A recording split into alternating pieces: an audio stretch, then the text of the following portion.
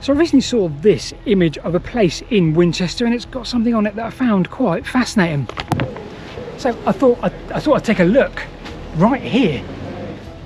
Now, considering this was the 5th largest settlement in Roman Britain, well, you might be quite surprised to see this.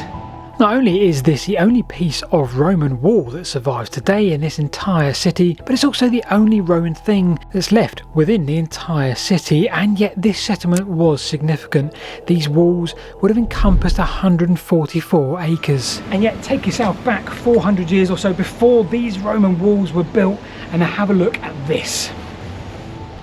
Okay, so it might take a little bit of squinting to see this one, you've got to work with me. So I'm still in Winchester, fairly central-ish, just to the other side of the railway station, and I'm in a place called Orams Arbour. Basically, it's a nice park. And if we come down here really low, well, there is a line that goes up that way, a ditch with a bank on this side. I did tell you, you'd have to squint. Might see better from aerial images. A ditch and a bank from the edge of an Iron Age settlement, and we can trace this a heck of a lot further than we can that tiny bit of Roman wall. However, is that possible?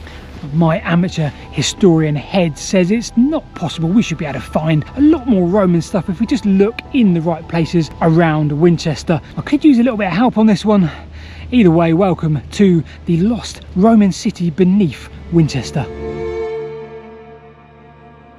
As is often the case, our story starts in a ditch. Now, you may well believe that the Iron Age people lived in hill forts, and of course that is true depending on the hill fort. We have occupation here, Winchester, on St Catherine's Hill to the south between the 6th century and the 2nd century BC. However, as was often the case though, towards the end of the Iron Age, perhaps 1st century BCE onwards, these places became abandoned and replaced perhaps with a more practical settlement, like here at Orams Arbour. And I'm trying to mark out this line that's incredibly difficult to show you. It's a very subtle bank, but either way, it would have marked the outer edges, the defensive line of the Iron Age settlement that would have been here in the late Iron Age period. I love that you can be in a quiet part like this and you can still see something that's over 2,000 years old just by walking around on the ground here. But if we think that's cool, come and have a look at this. Winchester was one of the 28 civitas capitals of Britannia, and each of these was assigned to one of the tribes there that were pre-Roman. As a result, Winchester was probably a significant place for that tribe already, and the Romans built a town around that. So this is the northwestern corner of the Winchester railway station car park, and you may or may not notice something quite significant here behind me. Now, this is the northwestern corner of that Iron Age settlement, and where that Iron Age settlement stopped and would have headed east behind the camera view there. So it's my wondering that are these earthworks that now kind of hold that car park there, well, are these part of that early Iron Age settlement? This is staggering. How can I see more Iron Age stuff than Roman stuff? Surely I'm missing something here, but actually there's even more. So as we head east, well, you'll notice we're still underneath the bank now of the potential Iron Age settlement, and you'll notice that it carries on going in this direction underneath the railway and onwards for perhaps another couple of 100 yards until we get to the crossroads. So this is great, but that is where the visual Iron Age journey ends for us. We've been lucky, to be fair. We now have the development of this parchment road and all the housing here, and then back up to where we started via the high street, all concealing the remainder of that Iron Age settlement. What we call Winchester today was Venta Belgarum in the Roman times, because it was the civitas capital for the Belgae tribe. So clearly Winchester is super old. We have the Iron Age enclosure here, we have hill forts to the south, but how exactly do I find evidence of that Roman civilization that came thereafter? I think I might need some help. Emperor Claudius famously landed in Britain in AD 43, but it was not instant conquer of the whole of the province. They had to either deal with or conquer tribes on an individual basis. One by one, they conquered small parts of Britannia until they got all the way up to Hadrian's Wall, and in the mid-Roman period even tried to push beyond that. It was not an instantaneous change from Iron Age to Roman, as some of the history books like to say. Iron Age practices, building techniques, religion all continued, and in some places throughout the entire Roman period. As a result, a lot of features are not actually known whether they are technically Roman or technically Iron Age. If you look on any historic environment record, you will sometimes find places that will say Iron Age / Roman, because there isn't really a meaningful distinction which one they were. The year is 1966 and some archaeologists are called in to do some work here. At this junction of Tanners Street and Friars Gate, well, they found the remains of a small temple dedicated to Epona,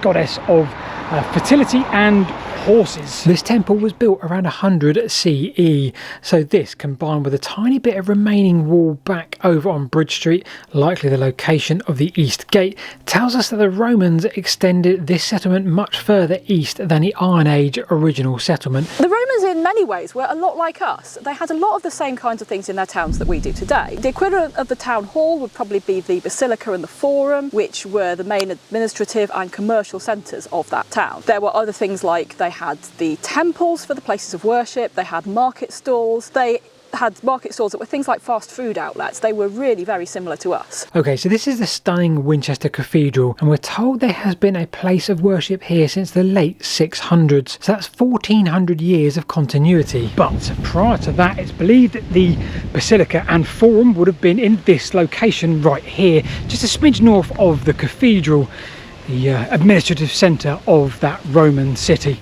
And that likely gives us the first major clue as to our lack of Roman stuff here in Winchester. Let me explain. So those buildings have yet to be found, and if we do want to find them, then we need to dig here. I guess that is highly unlikely. But if we assume that to be true, that lack of continuity tells us that once the Romans left this place for 10 CE onwards, this city didn't continue. If it did, I guess then we'd have seen 1400 years of continuity of worship back at Tanner Street where we were with the temple. Okay, so that's hint number one as to why we can't find anything Roman yet that survives. I'm now casting my thoughts towards the walls, because there are a lot of walls here. Are we sure there is nothing left for us to see other than that one small part at the start? And if so, why would that be?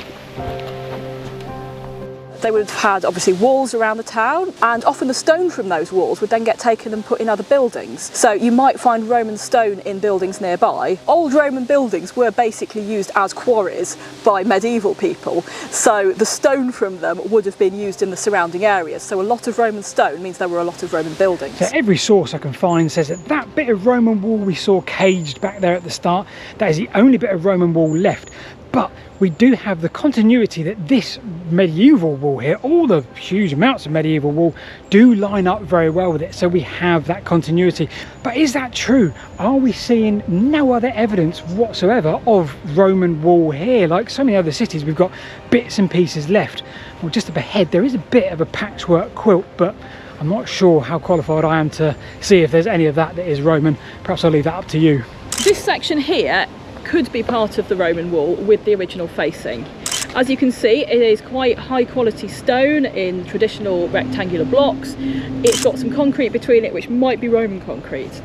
The section of Roman wall that you find in this alcove here is not what would be the full Roman wall and what it looks like. The Romans were very big on their aesthetics and quality, and the wall would probably have had some stone facing quite similar to the stones that we see here. The core in there is because the flint nodules are a very common building material found in this area, and it is a known building technique that places would have a wall which had some nice facing stones but a cheap core that was made of flint and concrete. The fact that this is inset into the city walls shows that it is the core, not the whole wall. So when they left, why did they vanish, or did they even vanish? The robbing out of Roman walls means that many Roman walls have disappeared down to ground levels, and today a lot of Roman structures can only be found by their foundations.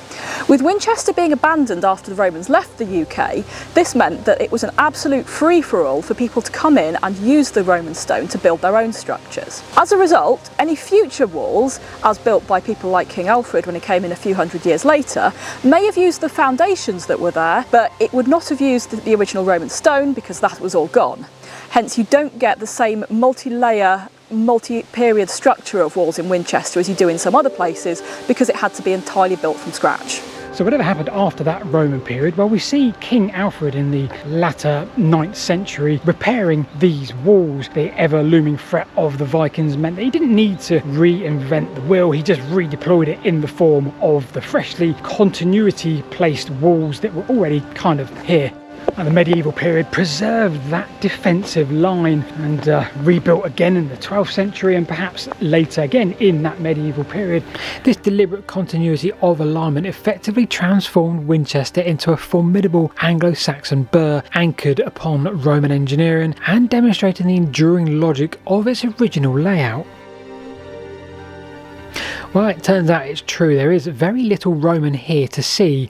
Over 350 years of Roman rule and nothing really tangible that we can sort of learn and understand from in a visible, visual way. That city remains hidden under these streets for tomorrow's archaeology. And of course, perhaps, as Penny mentioned earlier, this tells us a lot about the transitions from Iron Age to Roman and from Roman to the Dark Ages. But that line remained, and I've never ceased to be amazed, despite its hugely obvious nature, that the shape that we see things today are based on a notion of a handful of people, perhaps from over 2,000 years ago. Across the centuries, from the Roman Venta Bulgarum to King Alfred's burh to medieval times, continuity has carried on right now until what we see today, even when the walls themselves actually vanished.